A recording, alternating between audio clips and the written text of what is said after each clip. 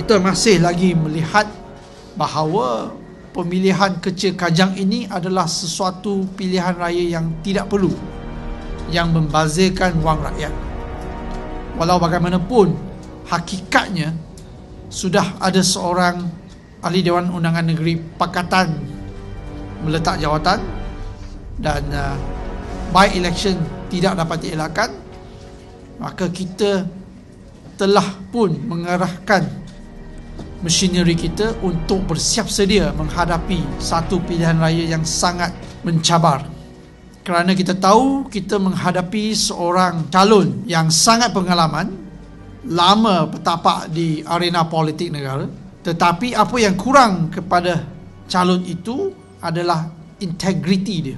Telah banyak melakukan pembohongan, tembelang, mengatakan bahawa dia akan mengambil alih kerajaan pusat pada 16 September sejurus selepas pilihan raya 2008, tetapi itu tidak terjadi.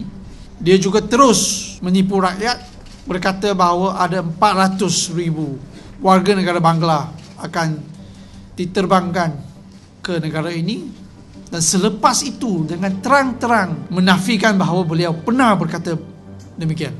Lepas itu dia kata dia tidak akan bertanding di dalam PRK Kajang. Sehari selepas itu beliau kata beliau akan bertanding.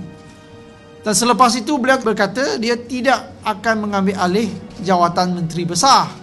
Tetapi sehari selepas itu, selepas ditemu bual oleh radio di Australia, mengumumkan beliau akan menjadi MB dan beliau akan melantik Khalid Ibrahim sebagai penasihat ekonomi, seorang yang putar belik, flip-flop.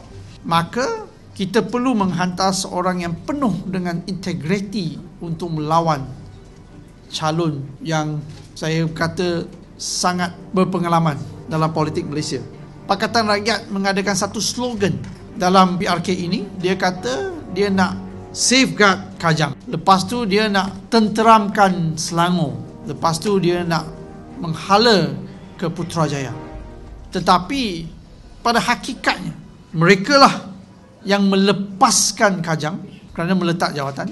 Mereka lah menghuru-harakan Selangor kerana mencipta suatu PRK yang tidak perlu, dan hala tuju ke Putrajaya cuma tinggal mimpi semata-mata.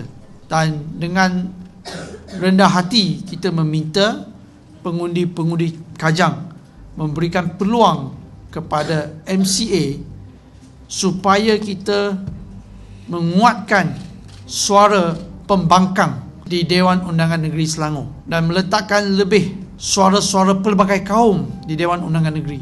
Sekiranya MCA menang, maka kita akan mendengar suara rakyat yang mewakili komuniti Cina di dalam Dewan Undangan Negeri. Kita meminta peluang ini diberikan kepada MCA.